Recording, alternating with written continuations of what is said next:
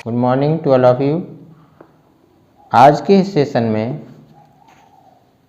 हम class 12th का pros section से 7th चैप्टर डिस्कस करेंगे।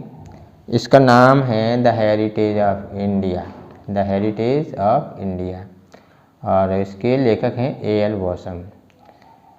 तो दोस्तों, हम इस चैप्टर को दो भागों में स्टडी करेंगे, ठीक है, क्योंकि ये प्रोज के चैप्टर जो है बड़ा लेंथी होते हैं और लेंथी चैप्टर को अगर एक साथ पढ़ाएं तो वीडियो बहुत लंबा हो जाता है, जिससे छात्रों को थोड़ा सा असंतोष पैदा होता है, बोरियत होती है लंबे चैप्टर को पढ़ने में।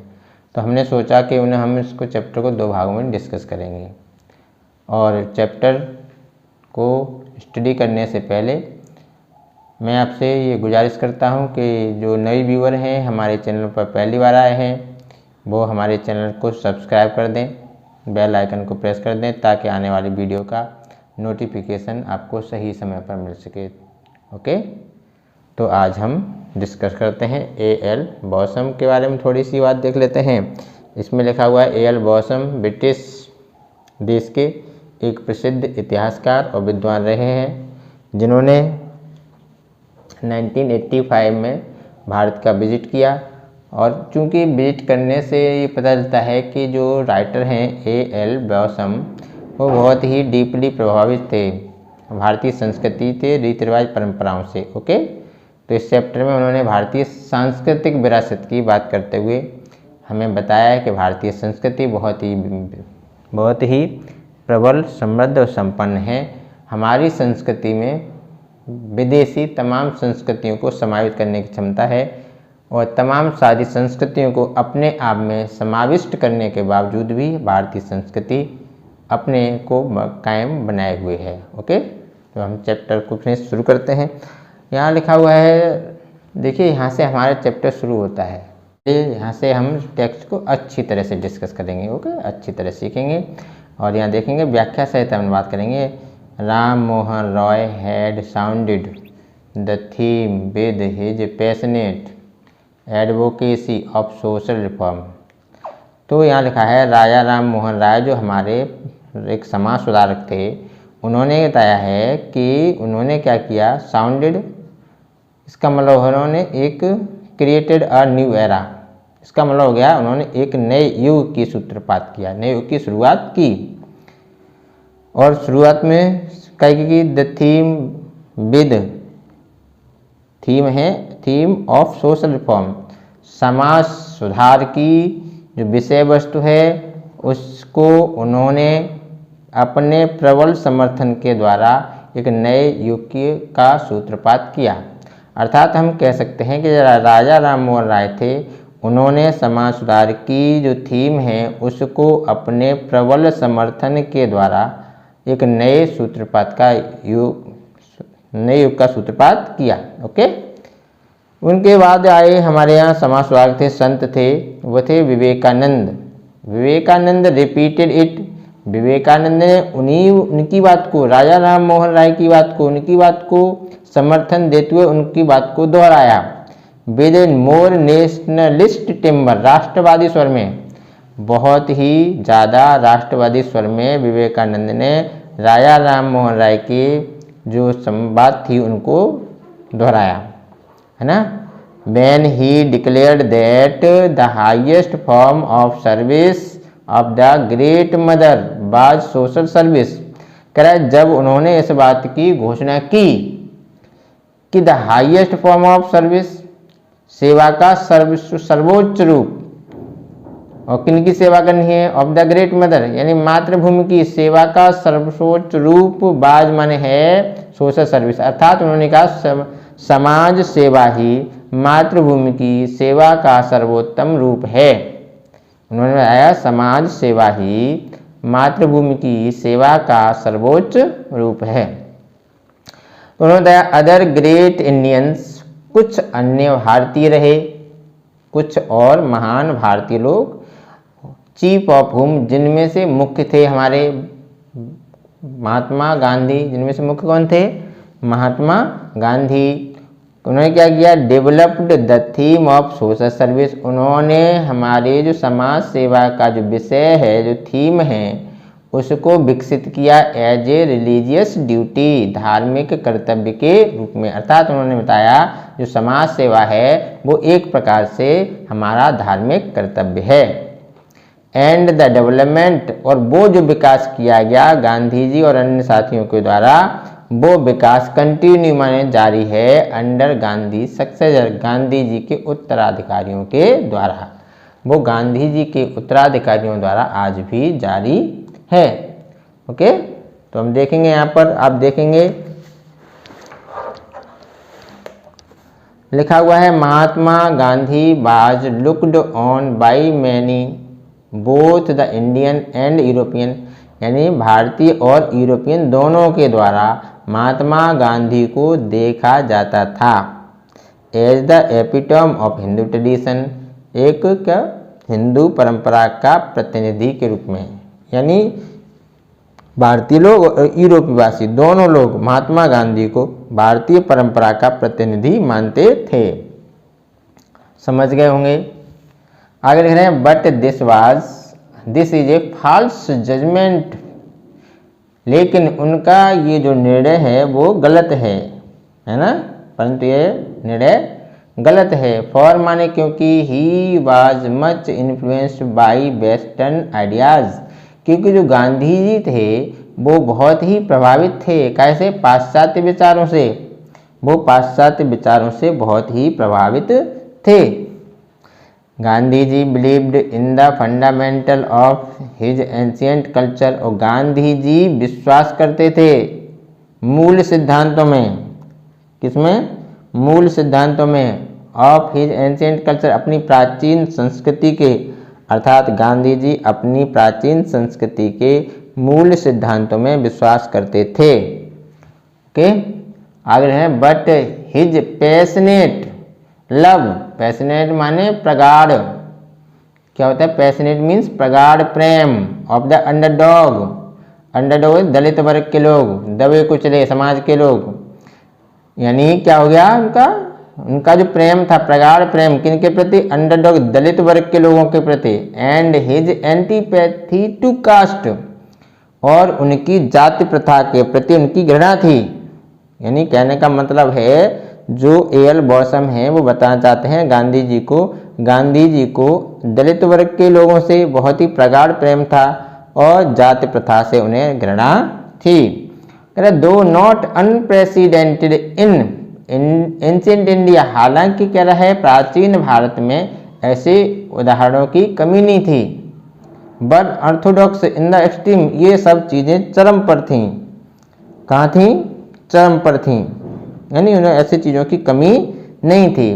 एंड ओड माने रेडी होना, मोर टू यूरोपियन, किनके रेडी थे, यूरोप वासियों के, यूरोप के 19वीं शताब्दी के उदारवाद के, than anything to anything Indian, और वो ये बताना चाहते हैं कि वो भारतीय परंपरा या भारतीय तत्व के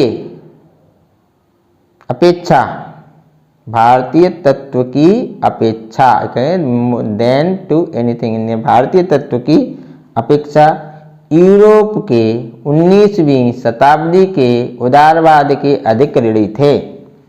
यानी कहने का मतलब वो 19वीं शताब्दी का उदारवाद था यूरोप में, उसके अधिक ऋणी थे, भारत की किसी तत्व में विश्वास नहीं था। His faith in non violence was as we have seen, तो यहाँ लिखेंगे, क्या लिखेंगे, his faith in non violence, non violence means अहिंसा, बाई मान था, by no means typical of Hinduism, यानी वो कहते हैं गांधी जी का जो अहिंसा में विश्वास था वो किसी भी प्रकार से हिंदुत्व का प्रतिरूप नहीं था, हिंदुत्व का प्रतिरूप नहीं था, टाइपिकल प्रतिरूप नहीं था। एज वी हैव सीन, जैसा कि हमने देखा है। हिज प्रेडिसीजर इन रिवोल्ट, विद्रोह में, क्रांति में उनके जो प्रेडिसीजर हैं, अग्रज आगे चलने वाले, उनके विद्रोह में अग्रज कौन थे? द एविल मराठा ब्राह्मण। एविल मराठा ब्राह्मण का मतलब सुयोग्य Maratha Brahmin BG Bal Gangadhar Tilak and Gandhi ji impatient lieutenant Subhash Chandra Bose, और गांधी जी के अधीर रहने वाले सहायक Subhash Chandra Bose were far more orthodox in this respect. बता रहे हैं ये लोग इस संबंध में कहीं अधिक कट्टरवादी थे, है ना। अगर फॉर गांधी पैसिफिज्म, पैसिफिज्म होता है शांतिवाद, और कह रहे गांधी जी का अगर शांतिवाद की बात देखनी है, उनको देखना है गांधी जी कितने शांतिवादी थे, तो कह रहे we must look to the sermon on the mount. तो सरमन ऑन द माउंट होता है ईसा मसीह द्वारा दिए गए पर्वत पर उपदेश है, इसलिए वहाँ लिखा है। तो क्या कह रहा है, अगर हमें गांधी जी के शांतिवाद को देखना है तो हमें क्या है, ईसा मसीह के द्वारा दिए गए उपदेश एंड टू टॉलस्टॉय, और ये टॉलस्टॉय रसिया का एक कहानीकार उपन्यासकार है फेमस, इनको हमको देखना पड़ेगा, है ना। कह रहे हिज चैंपियनिंग, चैंपियन में समर्थन, मीन्स क्या है, चैंपियनिंग मीन्स क्या कह सकते हैं, समर्थन ऑफ वुमेन्स राइट, महिलाओं के अधिकारों का समर्थन is also the result of western influence, वो भी पाश्चात्य प्रभाव का ही परिणाम है, पाश्चात्य प्रभाव का ही परिणाम है। इट मीन्स हम कह सकते हैं कि गांधी जी जो है पूरी तरह से पाश्चात्य संस्कृति के प्रभाव से प्रभावित थे। इन हिज सोशल कॉन्टेक्स्ट, सामाजिक संदर्भ में he was always rather an innovator than conservative। तो कैसे सामाजिक संदर्भ में देखें तो वो कैसे थे, राजर इनोवेटर, इनोवेटर हमारे सामने होता है प्रगतिवादी, कैसा होता है, परिवर्तन चाहने वाला, और कंजर्वेटिव होता है रूढ़वादी, है ना, ऑर्थोडॉक्स। तो कह रहा है वो सामाजिक संदर्भ में वो रूढ़वादी की अपेक्षा परिवर्तनवादी थे, वह रूढ़वादी की अपेक्षा परिवर्तनवादी थे। ये हो गया आपका रूढ़वादी, कैसा हो गया, रूढ़वादी, और ये हो गया परिवर्तनवादी या परिवर्तन चाहने वाला। यहाँ देखेंगे through some of his colleagues, through यद्यपि उनके कुछ सहकर्मी साथी थे, थॉटमैन सोचते थे, his programme of limited social service too slow, उनके जो साथी थे वो ये मानते थे कि समाज सुधार का जो उनका कार्यक्रम है उनकी गति सीमित है और वो बहुत धीमी है ना। ही सक्सीडेड, फिर भी ही सक्सीडेड, वो कामयाब हो गए in shifting the whole emphasis, emphasis में जोर देना होता है, ऑफ हिंदू थॉट, हिंदू परंपरा, हिंदू विचारों को, क्या हो गया, हिंदू विचार, है ना, परंपरा, टुवर्ड्स पॉपुलर मान जनप्रिय प्रसिद्ध, इक्वलिटेरियन मान समतावादी, कैसी हो गई, समतावादी, सोशल ऑर्डर, व्यवस्था, सामाजिक व्यवस्था, है ना, इन प्लेस ऑफ हायरार्की, वर्गवाद, वंशवाद, और क्लास माने वर्गवाद, जाति माने धर्म, जाति माने कास्ट माने जाति। तो कह रहा है उन्होंने क्या किया, फिर भी वो हिंदू, देखा है हिंदू थॉट, हिंदू परंपरा को जाति वर्ग से के घेरे से बाहर निकालकर, और लिखा है पॉपुलर मान जनप्रिय, इनको समतावादी, सामाजिक समरसता तक लाने में वो कामयाब हुए। ठीक है, कह रहा है वो ये कहना चाहते हैं हिंदू फिर भी वो हिंदू परंपरा को वर्ग जाति के घेरे से बाहर निकालकर सामाजिक समरसता तक लाने में सफल हुए। Following up the work of many less well known, well known का मतलब प्रसिद्ध, ख्याति प्राप्त, और लेस लिखा है जो कम ख्याति प्राप्त थे। तो कह रहा है following up the work of many less, 19वीं शताब्दी के जो रिफॉर्मर सुधारक थे, 19वीं शताब्दी के कम जनप्रिय सुधारकों के कामों को आगे बढ़ाते हुए, वर्क लिखा है, उनके कार्यों को आगे बढ़ाते हुए Gandhi ji and his followers of the Indian Congress national Congress, क्या गांधी जी और भारतीय राष्ट्रीय कांग्रेस के अनुयायियों ने have given new orientation and new life, नई दिशा प्रदान की, दिशा ओरिएंटेशन दिशा, नई दिशा दी और नया जीवन दिया किसको, हिंदू संस्कृति को। After centuries of stagnation, stagnation कहते हैं निष्क्रियता, क्या होता है, निष्क्रियता। हाँ, तो ये बताने की कोशिश कर रहे हैं। देखो फिर देख लीजिए क्या है, गांधी जी और उनके क्या है अनुयायी होंगे, कुछ के भारतीय राष्ट्रीय कांग्रेस के अनुयायी, उन्होंने सदियों की निष्क्रियता के बाद भारतीय हिंदू संस्कृति को नई दिशा और नए जीवन प्रदान किया है। ओके, समझ गए होंगे। तो दोस्तों आज के इस फर्स्ट पार्ट में इतना ही। नेक्स्ट पार्ट में हम फिर आगे चलेंगे और वो सेकंड पार्ट आपको शीघ्र ही हमारे इस यूट्यूब चैनल पर मिल जाएगा।